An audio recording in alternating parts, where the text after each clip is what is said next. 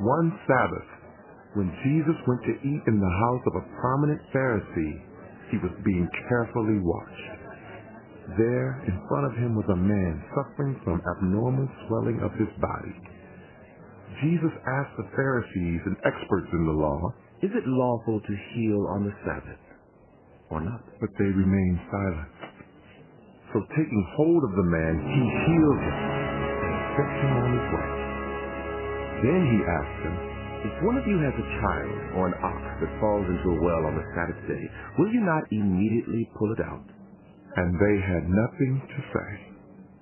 When he noticed how the guests picked the places of honor at the table, he told them this parable. "When someone invites you to a wedding feast, do not take the place of honor, for a person more distinguished than you may have been invited.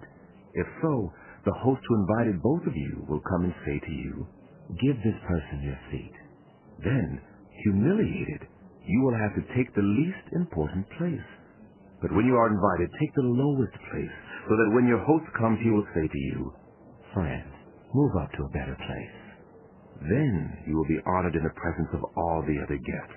For all those who exalt themselves will be humbled, and those who humble themselves will be exalted."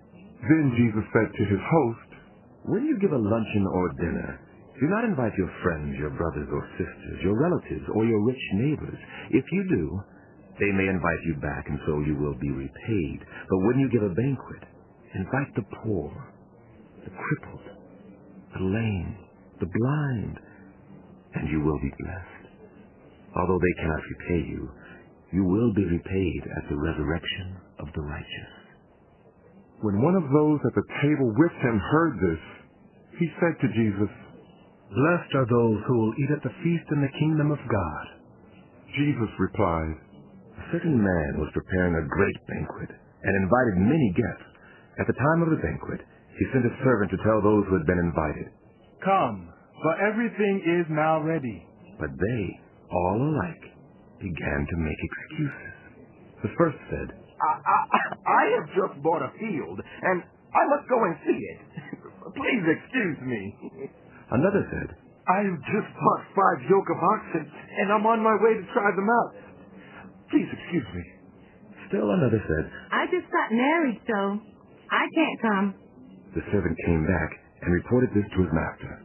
Then the owner of the house became angry and ordered his servant, "Go out quickly into the streets and alleys of the town and bring in the poor, the crippled, the blind, and the lame." "Sir," the servant said, "what you ordered has been done, but there is still room." Then the master told his servant, "Go out to the roads and country lanes and compel them to come in, so that my house will be full. I tell you, not one of those who were invited will get a taste of my banquet."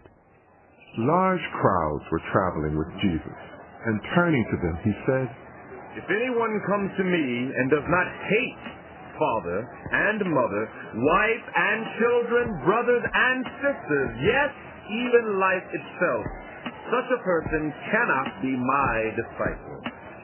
And whoever does not carry their cross and follow me cannot be my disciple.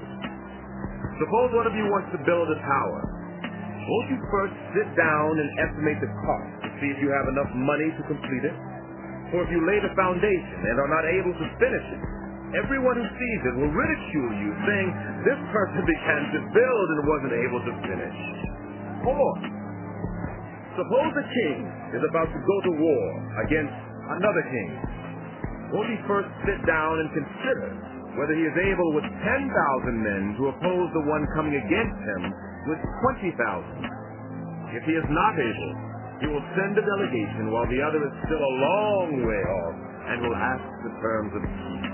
In the same way, those of you who do not give up everything you have cannot be my disciples. Salt is good, but if it loses its saltiness, how can it be made salty again? It is fit neither for the soil nor for the manure pile. It is thrown out. Whoever has ears to hear, let them hear.